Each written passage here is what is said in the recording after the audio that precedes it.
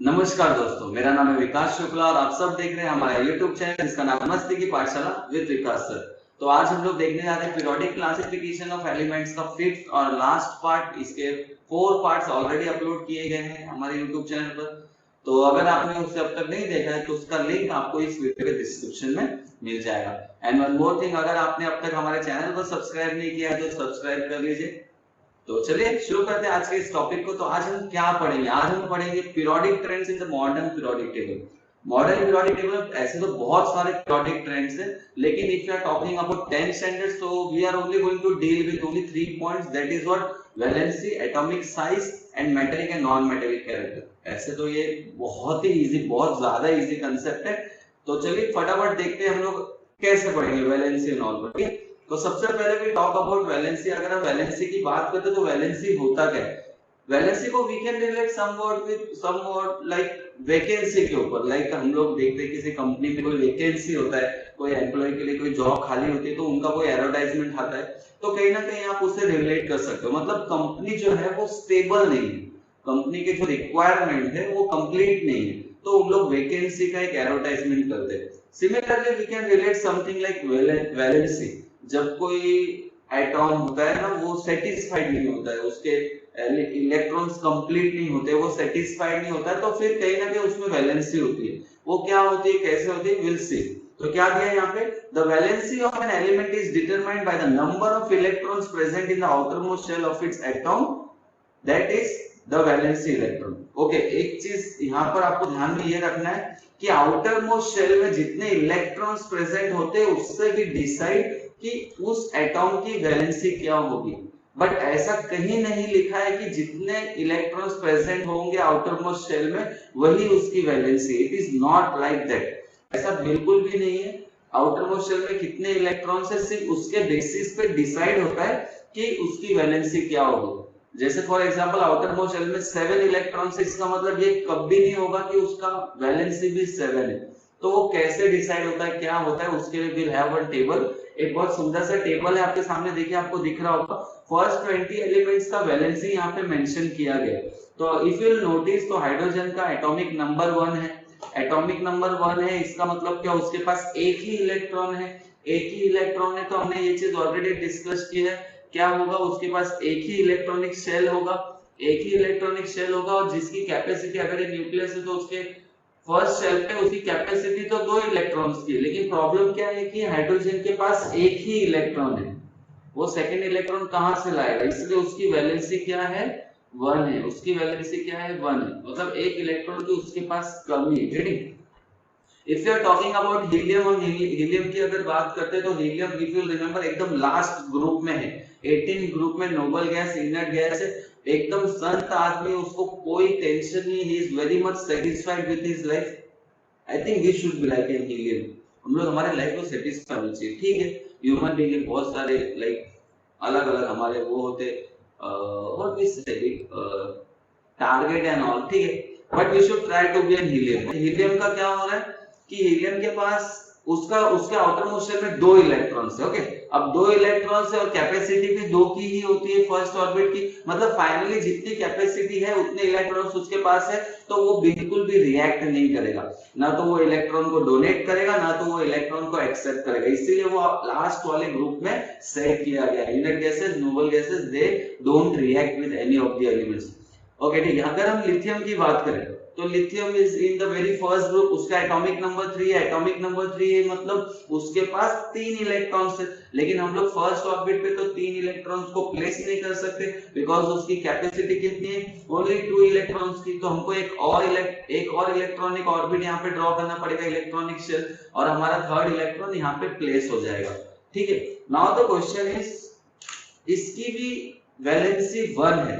तो जैसे जैसे आप आगे बढ़ेंगे फिर सी, देखिए बेरिलियम का 4 है एटॉमिक नंबर, बेरिलियम का एटॉमिक नंबर 4 है तो उसकी वैलेंसी 2 है। यहाँ पे बोरॉन की बात करें तो उसके आउटर मोस्ट ऑर्बिट में 3 इलेक्ट्रॉन्स है, तो उसका एटॉमिक नंबर, सॉरी, वैलेंसी कितनी है, 3 है। गेटिंग? उसका एटॉमिक नंबर कितना है, 5 है। तो कितने इलेक्ट्रॉन्स डिस्ट्रीब्यूट हो रहे हैं, फर्स्ट ऑर्बिट में 2 इलेक्ट्रॉन्स, सेकेंड ऑर्बिट में 3 इलेक्ट्रॉन्स, तो उसका वैलेंसी भी क्या हो गया, 3 हो गया। तो यहां तक हमको लग रहा है कि आउटर मोस्ट शेल में जितने भी इलेक्ट्रॉन्स होंगे वही उसकी वैलेंसी होगी, लेकिन ऐसा एक्चुअल में नहीं है। थोड़ा और आगे जाते हैं हम लोग। If you are talking about carbon, हम कार्बन की बात करते हैं, देखिए उसके आउटर मोस्ट ऑर्बिट में कितने इलेक्ट्रॉन्स है, 4 है, तो उसकी वैलेंसी भी 4 है। लेकिन एक स्टेप और जब आप आगे जाएंगे विल सी कि नाइट्रोजन के आउटर मोस्ट ऑर्बिट में 5 इलेक्ट्रॉन्स है, लेकिन इफ यू नोटिस उसकी वैलेंसी 5 नहीं है, उसकी वैलेंसी 3 है। मतलब कहीं ना कहीं एक पैटर्न फॉलो हो रहा है। C 0 1 2 3 4 and again it is getting reduced to 0। फिर से क्या हो रहा है, 3 2 1 एंड 0, फिर 1 2 3 4, फिर 3 2 1 एंड 0। तो क्या मैं आपको ऐसे बोल रहा हूँ कि आप इसे याद कर लो? नहीं, बिल्कुल नहीं। हमें किसी भी चीज को याद नहीं करना है, हमें इसे समझना है। ये कैसे समझेगा कि उसकी वैलेंसी क्या होगी, वो इलेक्ट्रॉन्स को कैसे, कब वो इलेक्ट्रॉन्स को एक्सेप्ट करेगा या कब वो इलेक्ट्रॉन्स को डोनेट करेगा। See valency is all about to get stable. आप वैलेंसी मतलब क्या होता है कि कितने इलेक्ट्रॉन्स की जरूरत है या एक एलिमेंट को कितने इलेक्ट्रॉन्स डोनेट करना है to become stable, that's it. बहुत सिंपल है। जैसे फॉर एग्जांपल आपकी भूख 4 चपाती की, but you are having 6 chapati in your plate and someone is sitting next to you उसकी भी भूख 4 चपाती की, लेकिन उसके प्लेट में there is only 2 chapati. So what is the best thing to become stable for both of you? What you are going to do, you will donate 2 of your chapatis to that person। तो आपकी भी भूख 4 चपाती की थी, उसकी भी भूख 4 चपाती की थी, आपके पास भी 4 चपाती होंगे, उसके पास भी 4 चपाती होंगे, both will remain stable। मतलब आपके लिए स्टेबल होने का तरीका क्या था, टू डोनेट 2 चपाती। बट उस बंदे की अगर हम बात करें तो वो कब स्टेबल होगा, डोनेट करके नहीं, एक्सेप्ट करके। जब वो 2 चपाती एक्सेप्ट करेगा तो वो स्टेबल होगा। तो वैलेंसी भी बस ऐसे ही है और कुछ नहीं, बहुत सिंपल है। जैसे फॉर एग्जांपल अगर मैं बेरिलियम की बात कर लो, बेरिलियम की, तो बेरिलियम का एटॉमिक नंबर है 4, तो उसके फर्स्ट ऑर्बिट में 2 इलेक्ट्रॉन है, सेकंड ऑर्बिट में 2 इलेक्ट्रॉन है। तो अब स्टेबल होने के लिए अगर हम सेकंड ऑर्बिट की बात करें, फर्स्ट ऑर्बिट की कैपेसिटी 2 इलेक्ट्रॉन्स की, लेकिन सेकंड ऑर्बिट की कैपेसिटी कितनी है, 8 इलेक्ट्रॉन्स की। मतलब अगर बेरिलियम को स्टेबल होना है तो उसके सेकंड आउटर मोस्ट शेल में कितने इलेक्ट्रॉन्स होने चाहिए, 8 होने चाहिए। लेकिन उसके पास कितने इलेक्ट्रॉन्स है, ओनली 2। उसके पास सिर्फ और सिर्फ 2 इलेक्ट्रॉन्स है। तो अब इसके पास 2 ही तरीका है स्टेबल होने का। आइदर ये क्या करेगा, 6 इलेक्ट्रॉन्स कहीं से मांग के लाएगा, कहीं से एक्सेप्ट करेगा, या तो फिर क्या कर सकता है कि जो 2 इलेक्ट्रॉन्स है अगर वो उसको डोनेट कर दे, अगर ये 2 इलेक्ट्रॉन्स को बेरिलियम जो आउटर मोस्ट शेल के 2 इलेक्ट्रॉन्स है इसको वो डोनेट कर दे, तो फिर क्या हो जाएगा, सिर्फ उसके पास एक ही ऑर्बिट बचेगा जिसमें 2 इलेक्ट्रॉन होंगे और वो सेटिस्फाई होंगे। Are you getting what I am saying? मतलब बेरिलियम को कुछ भी करके सेटिस्फाई होना है, हम इंसान भी हमारे लाइफ में कुछ भी करके सेटिस्फाई होना चाहते हैं। गेटिंग? फिलहाल हम लोग 1000 सब्सक्राइबर के लिए वेट कर रहे थे, तो हम लोग वहां पे जाके सेटिस्फाई होंगे। बट क्या हम लोग वो एंड है 1000 सब्सक्राइबर नहीं, एक किसी भी एक यूट्यूबर के लिए फिर उसके बाद नया टारगेट होगा, फिर नया टारगेट होगा। तो we just want to get satisfied at a particular level. तो यहाँ पे भी क्या हो रहा है, बेरिलियम कोशिश कर रहा है सेटिस्फाई होने के लिए, बट उसके पास 2 रास्ता है, या तो 6 इलेक्ट्रॉन्स को मांग कर ले, या तो फिर जो 2 एक्स्ट्रा इलेक्ट्रॉन्स है उसको डोनेट कर दे। अब आप ही सोचो ना कि अगर लाइक यही एग्जांपल, चपाती वाला एग्जांपल जो हमने लिया था, तो इसमें क्या था, बेस्ट 6 चपाती खा के बीमार पड़ने से अच्छा कि 2 चपाती वो किसी और को दे दे। तो इसने भी क्या डिसाइड किया बेरिलियम ने कि मैं 6 इलेक्ट्रॉन मांगने से अच्छा मैं what I am going to do, I will donate 2 electrons. तो वो 2 इलेक्ट्रॉन्स को डोनेट कर देता है, इसीलिए उसकी वैलेंसी कितनी है, 2 है। हम आगे बढ़ते हैं, अगर बोरॉन की बात करें, बोरॉन के आउटर मोस्ट शेल में कितने इलेक्ट्रॉन्स है, 3 है। उसको भी स्टेबल होने के लिए 8 होना चाहिए, but there is only 3 electrons. Again क्या हो रहा है कि उसको 5 इलेक्ट्रॉन्स मांगना पड़ेगा। तो 5 इलेक्ट्रॉन मांगने से अच्छा है, एक्सेप्ट करने से अच्छा है, he is releasing that 3 electrons. वो 3 इलेक्ट्रॉन्स को रिलीज कर रहा है और एक ऑर्बिट के साथ 2 इलेक्ट्रॉन्स के साथ सेटिस्फाई हो जा रहा है, इसीलिए उसकी भी वैलेंसी कितनी, 3 है। तो कार्बन के लिए it is like both the cases can work. उसके आउटर मोस्ट शेल में 4 इलेक्ट्रॉन्स है, अब वो 4 ले ले या 4 डोनेट कर दे, दोनों ही उसके लिए इजी है। तो इसलिए उसका वैलेंसी कितना है, 4 है। बट अब हम नाइट्रोजन की अगर बात करते हैं, नाइट्रोजन की इफ टॉकिंग, तो नाइट्रोजन के लिए क्या हो रहा है कि उसके आउटर मोस्ट शेल में 5 इलेक्ट्रॉन्स है। अब उसको स्टेबल होने के लिए कितना होना चाहिए, 8 होना चाहिए, है ना। तो 3 लेना इजी है या 5 इलेक्ट्रॉन्स को डोनेट करना इजी है? ऑफ कोर्स 3 लेना ज्यादा बेटर है। 5 इलेक्ट्रॉन डोनेट करने से अच्छा he will work little book more hard, थोड़ा सा हार्ड वर्क करेगा और 3 इलेक्ट्रॉन्स को एक्सेप्ट कर लेगा और सेटिस्फाई हो जाएगा। सो इसीलिए क्या हो रहा है, यहाँ से अगेन जो वैलेंसी है वो रिड्यूस हो रहा है। मतलब 100 बात की एक बात है कि लाइफ में बंदा सेटिस्फाई होना चाहिए, एक एलिमेंट सेटिस्फाई होना चाहिए। अब सेटिस्फाई होने के लिए इंसान के पास भी दो तरीका है, या तो जो आपका एम है उसको पूरी कोशिश करो, मेहनत करो, पालो, या तो फिर सिंपल जो इन लोग करे जो है आपके पास जैसा है उसमें खुश रहो। तो यहाँ पर क्या हो रहा है कि नाइट्रोजन भी 5 इलेक्ट्रॉन रिलीज कर सकता था, पर उसको ऐसा लगा 5 रिलीज करने से बेटर है मैं थोड़ा सा मेहनत करूं, 3 इलेक्ट्रॉन्स को एक्सेप्ट करूं, इसीलिए नाइट्रोजन की वैलेंसी क्या हो गई 3।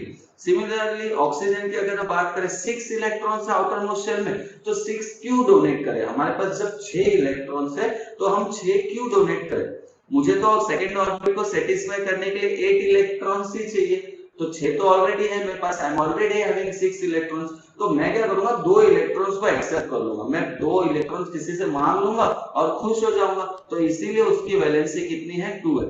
तो वैलेंसी मतलब सेटिस्फेक्शन, जस्ट एक चीज ऐसा दिमाग में रखिए कि वैलेंसी मतलब सेटिस्फेक्शन।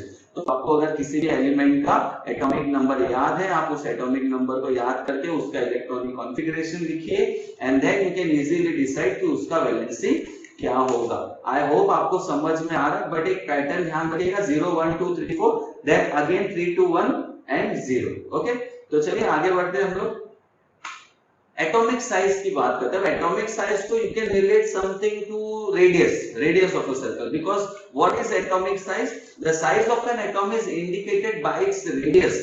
एक एटॉम की साइज कैसे डिसाइड की जाती है, उस एटॉमिक रेडियस के ऊपर। And now what is radius, ये तो हमको अच्छी तरह पता ही है। For example if you are having a circle है तो सेंटर से लेके सर्कमफरेंस तक का जो डिस्टेंस होता है, देखिए यहाँ पे आप देख सकते हैं सेंटर से लेके सर्कमफरेंस बाउंड्री तक का जो डिस्टेंस होता है, that distance is termed as what, radius of a circle. लेकिन यहाँ पर जब हम एलिमेंट्स की एटॉम्स की बात करते हैं तो वहां पे बहुत सारे सर्कल होते हैं। मैथ्स में हम लोग इसे बोलते हैं कॉन्सेंट्रिक सर्कल्स, मतलब many circles with same centre. Okay, तो यहाँ पर रेडियस क्या होगा, सेंटर से लेके आउटर मोस्ट शेल तक का, आउटर मोस्ट शेल जो लास्ट का जो ऑर्बिट होगा वहां तक का जो डिस्टेंस होगा उसको हम एटॉमिक रेडियस बोलेंगे। ठीक है, तो एटॉमिक रेडियस क्या, अगर सपोज दो ही एक एटॉम है उसके पास 2 शेल्स है, तो दूसरे शेल तक का जो डिस्टेंस है वो, अगर 3 शेल्स है तो तीसरे शेल तक का जो डिस्टेंस है वो न्यूक्लियस से, उसको हम क्या बोलेंगे, एटॉमिक रेडियस या तो फिर एटॉमिक साइज। ओके, तो एटॉमिक रेडियस को भी मेजर किया जाता होगा, जैसे हम लोग डिस्टेंस मेजर करते हैं मीटर में, किलोमीटर में, तो एटॉमिक रेडियस को मेजर करने के लिए एक यूनिट है जिसको हम लोग क्या बोलते हैं, पिकोमीटर। वैसे तो ये बहुत ज्यादा वो नहीं है, लेकिन आपको ऑब्जेक्टिव्स के लिए आ सकता है तो आप इसको लर्न कर सकते हैं। पिकोमीटर हम उसको बोलते हैं। पिकोमीटर इज, अगर हम उसको रिलेट करें तो 1 picometre is equal to 10⁻⁻12 metre. Can you imagine कितना छोटा होता है न्यूक्लियस एंड ऑल। ठीक है, एक एटॉम कितना छोटा होता है। ओके, चलिए हम आगे बढ़ते हैं। तो क्या दिया यहाँ पे एग्जांपल में काम आने वाला है, you will find that atomic radius goes on decreasing while going from left to right within a period. अब ये कहां से आ गया, मतलब उनका कहना है कि जब हम लोग किसी पीरियोडिक टेबल, जैसे हम लोग यहाँ से हम लोग लिथियम से फ्लोरीन नियोन तक जाएंगे तो क्या होगा, atomic radius will goes on decreasing. अब ये कैसे होगा, हमने लास्ट वीडियो में पढ़ा था कि अगर कोई एलिमेंट सेकंड पीरियड में प्लेस्ड है, कोई एलिमेंट सेकंड पीरियड में प्लेस्ड है तो फिर उसके पास कितने शेल्स होंगे, 2 शेल्स होंगे। मतलब लिथियम में, लिथियम का एटॉमिक नंबर 3 है, यहाँ पे देख लेते हैं हम लोग, लिथियम का एटॉमिक नंबर 3 है। ठीक है, तो उसके पास 2 शेल्स होंगे 1 एंड 2। फर्स्ट पे कितने इलेक्ट्रॉन्स होंगे 2 एंड सेकंड पे कितने होंगे 1, है ना। तो लेकिन अगर आप फ्लोरीन की बात करें तो फ्लोरीन के पास भी 2 ही एटॉमिक शेल्स होंगे ना, इलेक्ट्रॉनिक शेल्स होंगे। जैसे फ्लोरीन का हम लोग डायग्राम बना लेते हैं, फ्लोरीन का एटॉमिक नंबर कितना है 9 है, इट मींस उसका इलेक्ट्रॉनिक कॉन्फ़िगरेशन क्या हो जाएगा 2,7, बराबर। मतलब फर्स्ट पे तो 2 होंगे लेकिन सेकंड वाले पे कितने होंगे 7, 4 5 6 एंड 7। तो जब दोनों के पास 2 ऑर्बिट है, दोनों के पास 2 ही इलेक्ट्रॉनिक्स है, तो रेडियस क्यों छोटा हो रहा है। एक क्वेश्चन आना चाहिए दिमाग में ऐसा कि जब हमने क्या पढ़ा कि एटॉमिक रेडियस मतलब क्या, एक एलिमेंट है तो उसके आउटर मोस्ट शेल तक का जो डिस्टेंस है उसको हम एटॉमिक रेडियस बोलते हैं। तो जब ये दोनों एलिमेंट के पास, लिथियम के पास भी 2 ही इलेक्ट्रॉनिक शेल है और फ्लोरीन के पास भी 2 ही इलेक्ट्रॉनिक शेल है, तो फिर रेडियस छोटा क्यों हो रहा है? हम लेफ्ट से राइट जा रहे हैं, हम लिथियम से फ्लोरीन की तरफ जा रहे हैं, तो वो छोटा क्यों हो रहा है? तो इसके पीछे बहुत अच्छा सा लॉजिक है जो कहीं ना ऐसे मैग्नेटिक फील्ड से रिलेटेड है। जैसे हम सबको पता है, we know that the charge on electron is what? Negative. Electron के ऊपर कौन सा चार्ज होता है? Negative. And there is something in the nucleus which is positive. Nucleus के अंदर, ये जो सेंटर में होता है न्यूक्लियस, इस न्यूक्लियस के अंदर कुछ तो होता है जिस जो पॉजिटिव चार्ज होता है, क्या होता है? प्रोटॉन्स। प्रोटॉन्स क्या होते हैं? पॉजिटिवली चार्ज होते हैं। अब ये तो यूनिवर्सल ट्रूथ है, हम सबको पता है कि अगर two opposite charges attract each other, अब पॉजिटिव नेगेटिव को अट्रैक्ट करेगा ही, तो हो क्या है? बहुत ही कमाल का लॉजिक है। हो क्या रहा है कि यहाँ पे in the case of lithium एक ही इलेक्ट्रॉन है बाहर आउटर मोस्ट शेल में, तो जो फोर्स ऑफ अट्रैक्शन है ना वो थोड़ा वीक है। आप पे एज्यूम करो ना, यहाँ पे एक मैग्नेट, यहाँ पे एक मैग्नेट है, वो ज्यादा स्ट्रांग होगा कि यहाँ पे टैन मैग्नेट है और यहाँ पे टैन मैग्नेट है, वो ज्यादा स्ट्रांग होंगे आपस में। डेफिनेटली जहाँ पे ज्यादा मैग्नेट है वो ज्यादा स्ट्रांग एक स्ट्रांगली एक दूसरे को क्या करेंगे? पुल करेंगे, है ना? तो यहाँ पे क्या हो रहा है कि आउटर मोस्ट शेल में एक ही इलेक्ट्रॉन है, तो that force of attraction is little bit weak as compared to fluorine. Fluorine में क्या है कि 7 इलेक्ट्रॉन्स है आउटर मोस्ट शेल में और उतने ही प्रोटॉन्स भी है positively charge in the outermost shell. तो दोनों ही क्या कर रहे हैं? एक दूसरे को पुल कर रहे हैं अपनी तरफ, एक दूसरे की तरफ अट्रैक्ट कर रहे हैं, जिसकी वजह से क्या हो रहा है कि ये जो आउटर मोस्ट शेल का जो ऑर्बिट है, जो आउटर मोस्ट शेल है, थोड़ा सा अंदर आ जाता है, कंजेस्टेड हो जाता है, थोड़ा सा अंदर की तरफ आता है। Why? Because of that force of attraction between whom? Proton and electron. Proton positively charge है, न्यूक्लियस के अंदर बैठा हुआ है और बाहर इतने सारे इलेक्ट्रॉन्स, इनके बीच में कमाल का एक फोर्स बन रहा है, जो लिथियम में भी बन रहा है, लेकिन फोर्स वीक है तो वो ऑर्बिट को छोटा नहीं कर पा रहा है। बट कहीं ना कहीं फ्लोरीन में बहुत सारे इलेक्ट्रॉन्स है, तो जिसकी वजह से क्या हो रहा है कि फोर्स ऑफ अट्रैक्शन भी स्ट्रॉन्ग बन रहा है। प्रोटॉन क्या कर रहा है? सेंटर से इलेक्ट्रॉन्स को खींच रहा है और साथ अलग अलग इलेक्ट्रॉन्स है तो ज्यादा फोर्स से खींच रहा है, इसीलिए वहां पे क्या हो रहा है? ऑर्बिट थोड़ा सा छोटा हो जा रहा है। तो कमाल का लॉजिक था ये कि अगर हम लेफ्ट से राइट साइड में जाएंगे तो क्या होगा? हमारा जो ऑर्बिट है, वो क्लोज आ जाएगा न्यूक्लियस के, because of that atomic radius will goes on decreasing. इसीलिए क्या हो रहा है? ये पॉइंट इसीलिए यहाँ पे लिखा है, बहुत ही अच्छा पॉइंट है समझने के लिए। You will find that atomic radius goes on decreasing from left to right when we are going from left to right. लेकिन क्या होगा अगर हम टॉप टू बॉटम आ रहे? इससे पहले हम यहाँ पे एक टेबल दिया है, देख सकते हैं। ऑक्सीजन का 66 है, देखिए ऑक्सीजन का 66 है, इसका मतलब क्या होगा? कार्बन का, बोरॉन का, बेरिलियम का, लिथियम का ऑक्सीजन से ज्यादा होगा। देखते हैं हम लोग, देखिए कार्बन का ज्यादा है ना, बेरिलियम का और भी ज्यादा है ना, देखिए लिथियम का और भी ज्यादा है। मतलब जितना आप राइट साइड में जाओगे उतना एटॉमिक रेडियस आपका छोटा हो जाएगा। तो सोचिए आप ऊपर से नीचे जा रहे हैं, going from top to bottom, तब क्या होगा एटॉमिक रेडियस? ये बहुत इजी है, आपको क्लिक होना ही चाहिए। इतना पढ़ने के बाद आपको ये चीज क्लिक होनी चाहिए। क्या होना चाहिए आपके हिसाब से? किसका एटॉमिक रेडियस ज्यादा होगा? हाइड्रोजन का ज्यादा होगा, लिथियम का ज्यादा होगा, सोडियम का होगा, पोटेशियम का होगा? अगर ये आपके माइंड में क्लिक हो गया ना तो यू आर जीनियस, और नहीं हुआ है तो हम सब तो वैसे भी नॉर्मल इंसान है, कोई फर्क नहीं पड़ता है। नहीं हुआ है तो कोई फर्क नहीं पड़ता, हम देख लेते उसे कैसे। You will find that while going down a group atomic radius goes on increasing. हम नीचे से ऊपर, ऊपर से नीचे आ रहे हैं, हम ऊपर से नीचे आ रहे तो एटॉमिक रेडियस बढ़ रहा है। तो इसमें कोई नासा ऑब्जेक्ट नहीं, तो बहुत ही सिंपल कांसेप्ट है। क्यों बढ़ रहा है? क्योंकि हाइड्रोजन के पास एक ही शेल है, लेकिन लिथियम के पास 2 शेल्स है, सोडियम के पास 3 शेल्स है और पोटेशियम के बाद 4 शेल्स है। इसीलिए क्या हो रहा है? धीरे धीरे धीरे धीरे एटॉमिक साइज बढ़ रहा है। सिंपल। तो ये तो बहुत ही इजी था, आपको क्लिक हो गया तो very good, keep it up. नहीं क्लिक हुआ है तो कोई फर्क नहीं पड़ता, सीख जाएंगे हम लोग। ठीक है, आगे बढ़ते हैं हम लोग next. Metallic non metallic character की बात करते हैं तो मेटेलिक नॉन मेटेलिक कैरेक्टर के ऊपर हमने ऑलरेडी बहुत सारी चीजें पढ़ी है। जैसे हमने पढ़ी है कि पीरियोडिक टेबल में जिगजैग लाइन होता है जिसके बाउंड्री पे मेटलॉइड्स होते हैं और उसके लेफ्ट में क्या होता है? मेटल, उसके राइट में क्या होता है? Non metal. लेकिन ये मेटल नॉन मेटल कैसे कैरेक्टराइज किए गए, कैसे डिसाइड होगा कि वो मेटल है या वो नॉन मेटल है, कौन सी उनकी प्रॉपर्टीज है, उसको अभी हम लोग डिटेल में देखेंगे। तो चलिए देखते हैं। तो पहला पॉइंट तो वही दिया कि how is the ability to lose और accept electron in the valency shell is determined. तो ये चीज मैंने आपको ऑलरेडी बता दी है वैलेंसी का जब स्लाइड्स हम लोग देख रहे थे कि कैसे डिसाइड होता है कि कोई एलिमेंट है वो एटॉम को जो इलेक्ट्रॉन से उसको एक्सेप्ट करेगा या डोनेट करेगा, ये किस बेसिस पे डिसाइड होता है, ये हमने ऑलरेडी देख लिया है, ठीक है। लेकिन फिर भी हम देखेंगे इसको in detail. All the electrons in any atom are held by an attractive force exerted on them by a positively charged nucleus। तो हमने अभी जस्ट पढ़ा था कि सभी इलेक्ट्रॉन्स जो होते हैं आउटर मोस्ट शेल में या फिर इन द मिडल शेल्स, वो सबको एक फोर्स ऑफ अट्रैक्शन मिलता है, किससे? From the positively charge nucleus. अब न्यूक्लियस में पॉजिटिवली चार्ज क्या होता है? प्रोटॉन होता है। तो यहाँ पे दिया भी है electrons in the inner shells lie in between the valency shell and the nucleus. अब ये क्या पॉइंट है? इनर शेल्स मतलब भी आप यहाँ पे देख सकते हो डायग्राम में, समझो यहाँ पे कोई इलेक्ट्रॉन है, यहाँ पे कोई इलेक्ट्रॉन है, यहाँ पे कोई इलेक्ट्रॉन है। तो ये जो इलेक्ट्रॉन है इसको वैलेंसी इलेक्ट्रॉन भी बोल सकते हैं बिकॉज़ वो आउटर शेल पर है। ये जो दोनों इलेक्ट्रॉन ये और एक और सपोज यहाँ पे, तो ये तीनों क्या है?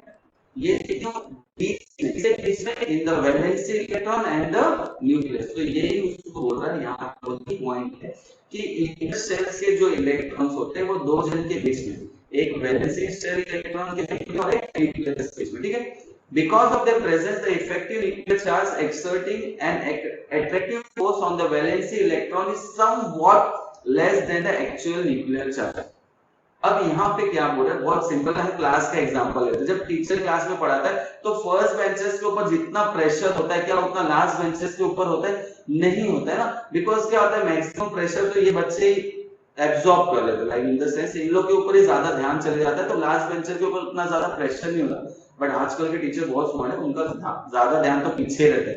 ओके ठीक है। इसी तरह क्या हो रहा है, सिमिलरली ये जो न्यूक्लियस है, फर्स्ट इलेक्ट्रॉन जो है, फर्स्ट ऑर्बिट पे जो इलेक्ट्रॉन है उस पे जितना फोर्स ऑफ अट्रैक्शन दे पा रहा है, जितना फोर्स ऑफ अट्रैक्शन अप्लाई कर रहा है, क्या वो लास्ट ऑर्बिट पे इलेक्ट्रॉन्स पे उतना अप्लाई कर पा रहा है? नहीं कर पा रहा है। मतलब क्या हो रहा है, कहीं ना कहीं जितना force of attraction last orbit के इलेक्ट्रॉन्स को मिलना चाहिए था उतना वहां पे नहीं मिल रहा। और ये बहुत कॉमन चीज है, ये तो बहुत ही नॉर्मल सी बात है, बहुत कॉमन सी बात है। आगे देखते हैं हम लोग।